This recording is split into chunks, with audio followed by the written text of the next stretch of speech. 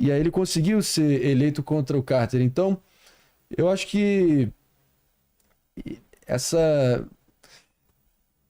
chance que o Trump tem ímpar, né? Acho que entraria no hall, com certeza, possivelmente uma das maiores reviravoltas políticas da história, sem dúvida alguma. Digna de um Lula aqui no Brasil. Lula, o cara é preso, volta. Ele não chegou a ser preso, mas enfim, tava perigando. Agora, hoje em dia, na política, ressuscitou-se na política uma coisa que é essencial dela, mas que estava apagado. Por uns 20, 30 anos ficou muito apagado. Política, em última análise, você chega não na discussão de propostas, não na parte técnica da coisa, não só na formação de consensos, mas no conflito. A política é a divisão. É a divisão amigo e inimigo. E isso hoje em dia voltou com tudo. Né? Porque hoje em dia os velhos consensos e um discurso padrão que botava os conflitos para debaixo do tapete e amenizava muito, se rompeu. Então o conflito voltou com tudo. Então nesse momento, ser o candidato que polariza com a imprensa é muito mais uma força do que uma fraqueza, né? Do que uma coisa que iria tirar dele. Mas claro, uma parte da imprensa. Tem outra parte da imprensa que entende que não, o legal é defender esse cara. Então tem uma parte da imprensa a favor dele, você tem ele a todo momento querendo, como o Marçal aqui em São Paulo, toda hora. O cara não é coitadinho, a imprensa tá batendo, ele quer, ele provoca, ele vai atrás disso. O cara faz tudo o que ele pode para isso acontecer. Porque aí é no conflito que os lados se definem, que os grupos se definem, que você tem a adesão do seu lado. Aquele que só contemporiza, que busca o meio termo, que busca o consenso, que eu acho que também é algo importantíssimo, mas hoje em dia essa figura tem muito mais dificuldade do que alguém que tá pra guerra. Mas acaba que, enfim, você atuar de forma enérgica contra alguém acaba mobilizando muito mais as pessoas para serrar a fileira contigo do que você, enfim, tentar ignorar ou pairar por cima, entendeu? É da natureza humana quase, né? Então esse séquito que o Trump tem tão fiel e tão engajado, tão hiper fiel à causa dele, vem muito daquela questão de associação e identificação de ter os mesmos inimigos, né? A própria CNN, que, assim, nadou de braçada com o fenômeno Trump, com audiências, assim, fenomenais durante 2016, mostrando todos os comícios dele, né? E teve faturamentos e audiências estratosféricas durante aquele período. É um pouco daquela coisa de você alimentar o crocodilo esperando ser o último a ser devorado, né? E o Trump cunhou, um gênio do marketing que ele é, cunhou a frase fake news, que hoje em dia virou um conceito da sociologia moderna, né?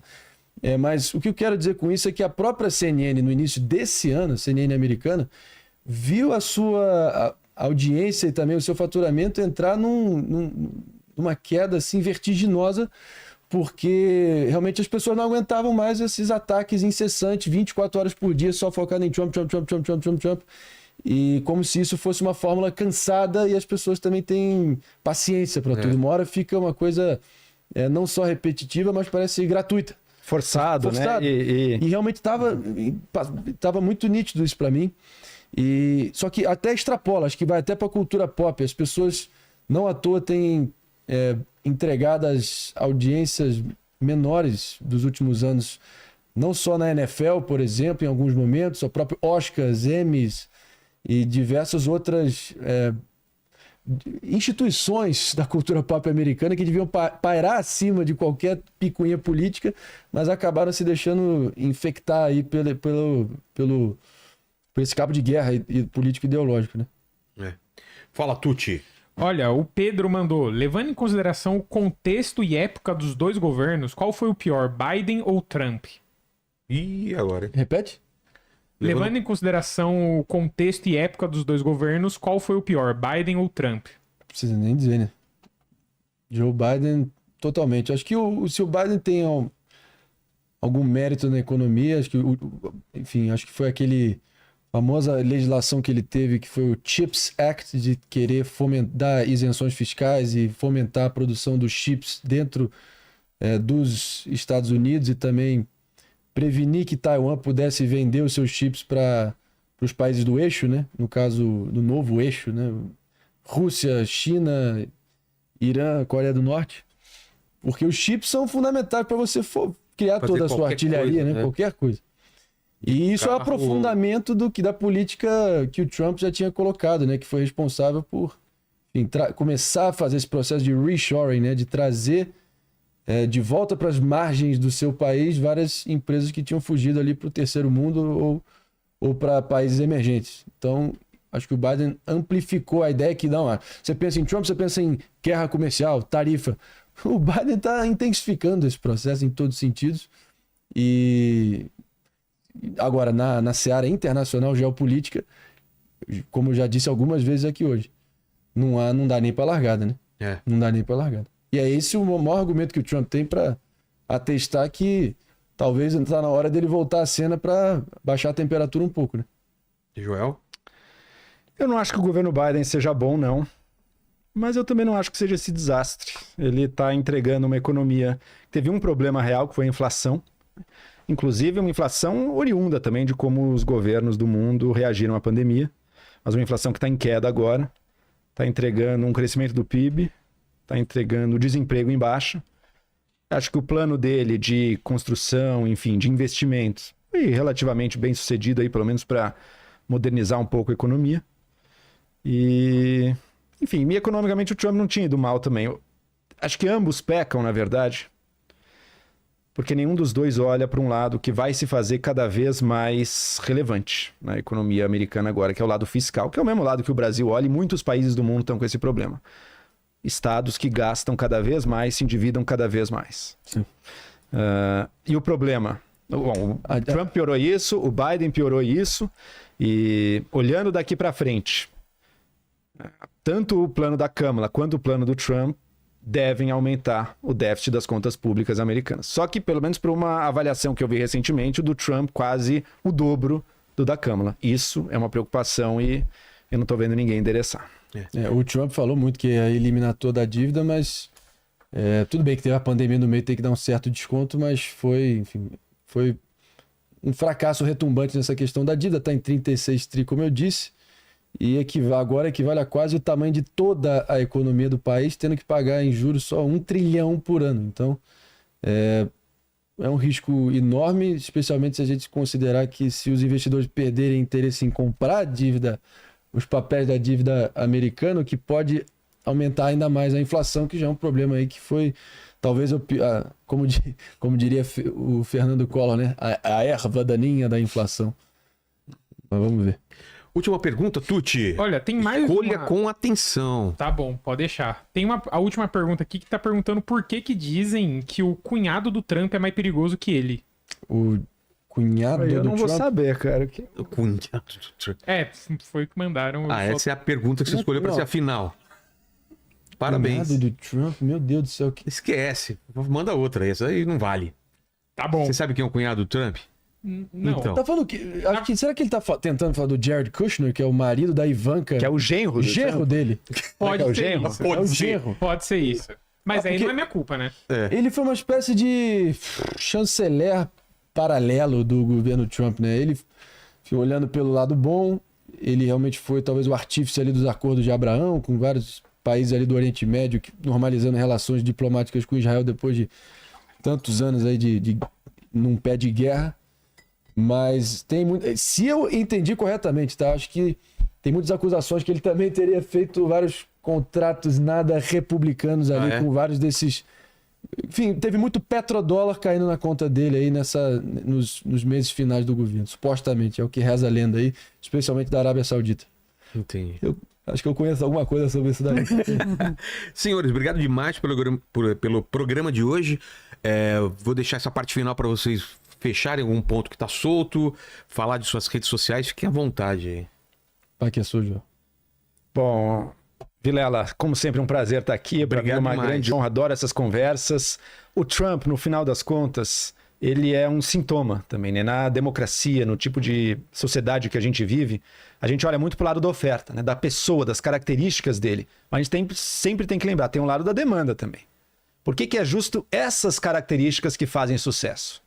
Se não fosse ele, talvez outro parecido com ele entraria no lugar. Digamos que ele morresse no atentado.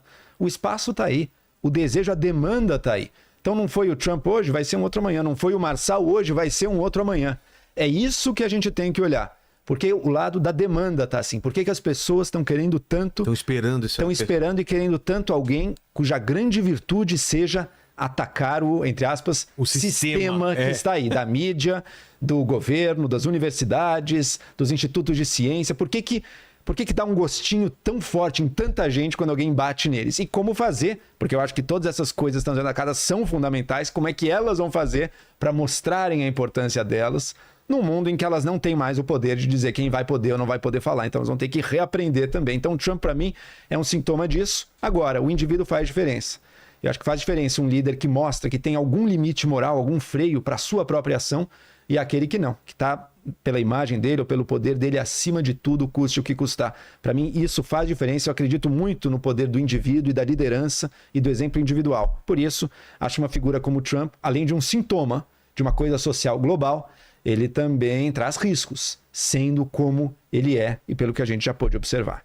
Mas é isso, valeu mesmo aí pela conversa. Quem também gostar de mim, sou Joel Pinheiro 85 ali no Instagram, sempre discutindo na mídia ou nas redes, porque os dois são fundamentais, essa loucura do mundo que a gente vive. Perfeito. Marinho.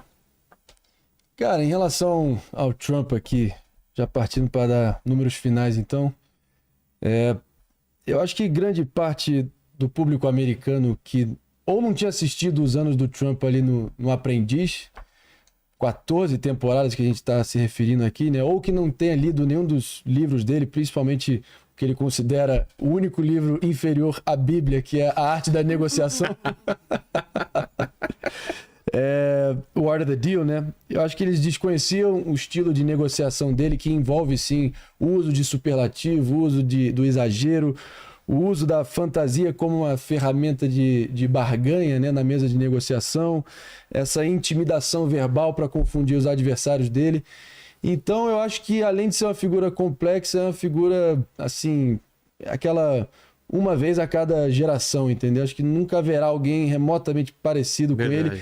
Ele é um cara que, ao mesmo tempo, é a pessoa mais fake que eu conheço no mundo, ele consegue ser a pessoa mais autêntica que eu conheço do mundo. Isso é um paradoxo que não dá pra entender. Não, exatamente, porque ele vai lá, ele faz a maquiagem dele alaranjada, o topete avantajado, o dente com lente de contato e, ao mesmo tempo, essa gravata brilhosa dele, quilométrica, ali bateram nos Países Baixos dele, e ele todo corpulento, ao mesmo tempo ele consegue, tendo bilhões na conta dele, ele consegue pro americano médio ter esse grau de identificação, porque ele vai aparecer no Boeing dele, banhado em ouro, comendo um pote de KFC ou um Big Mac, enquanto candidatos que foram oponentes dele ao longo de toda a trajetória, seja Hillary Clinton, seja o Barack Obama, seja o Mitt Romney, Jeb Bush da vida, que são notoriamente menos ricos monetariamente falando, na conta bancária menor, eles ainda assim conseguem soar mais elitistas e pretensiosos na visão de uma parcela considerável do público americano.